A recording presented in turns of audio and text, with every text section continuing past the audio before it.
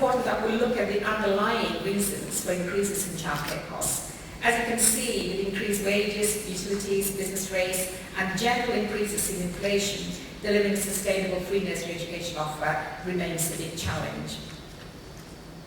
And if you look at the occupancy, these figures actually confirm the feedback that the sector is beginning to feel the impact of the economic downturn, reflected by the drop in occupancy. And I think these are just the early warning signs. And I think from last year, from our memory whereas my numbers would actually say, yes, we're holding on and we're tightening our belts and we are actually, looking at it. But this year, the figures are little bit showing a bit of a concern. I think we need to be very much aware of that. The average occupancy level is about 74%, which is worryingly close to the 71% identified the providers in the recent DFE Childcare Providers Finance Survey, which was the level needed to actually achieve a surplus. This suggests that a significant proportion of nurseries will be operating at a loss, which makes long-term sustainability a serious concern. The survey also shows that parents are driven by the need to manage hard-pressed family finances and increasingly looking to use the support of family and friends, and more parents are using funded hours only. The survey identified that there is a large variation between nurseries, with the highest occupancy reported as 100% and the lowest of 11%. 15% of nurseries surveyed had an occupancy level of below 60%, which is very difficult to be sustainable in the long term.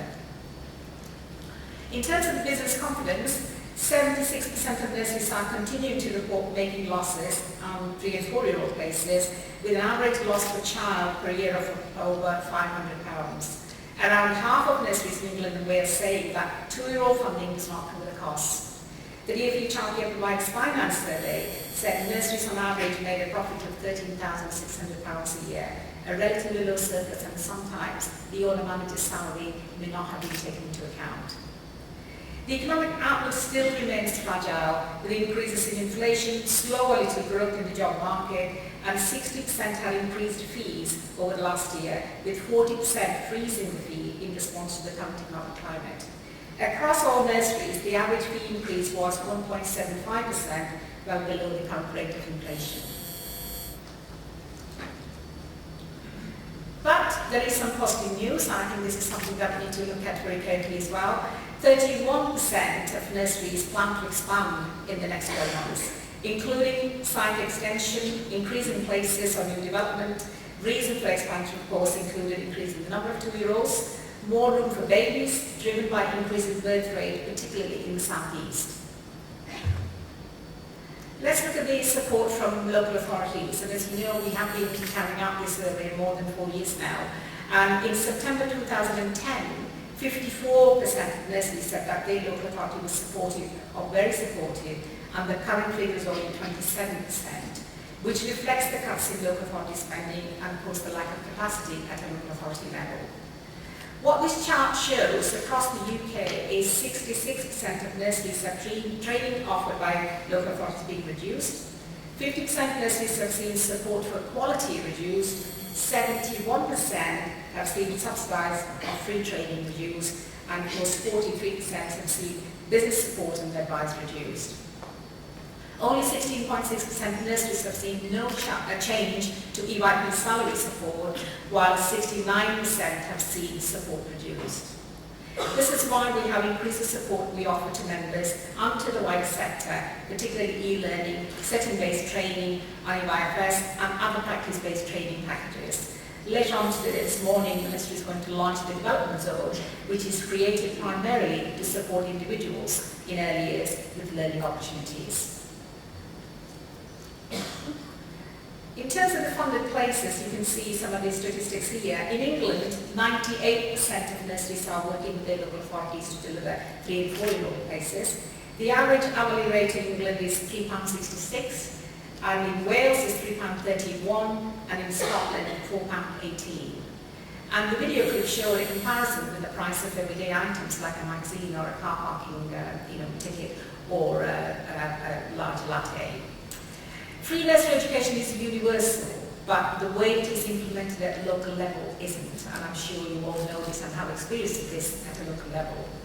We expect providers to deliver high quality consistently, and we should equally expect the local authorities to apply the same consistency in translating the policy fairly across the PBS sector.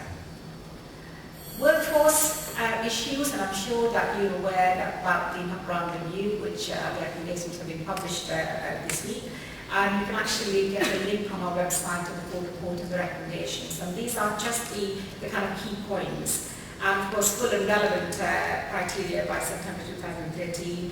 And what Brown has actually recommended is actually a staged approach in terms of the level 3, and 50% by 2030, 70% by 2050, and all staff by 2022. And level 2, English and maths as entry requirement to level 3. And this has taken a lot of the media just picked up on this, and the questions to me on several channels was actually, why do we need A-level maths and English for nursery staff to look after children, you know?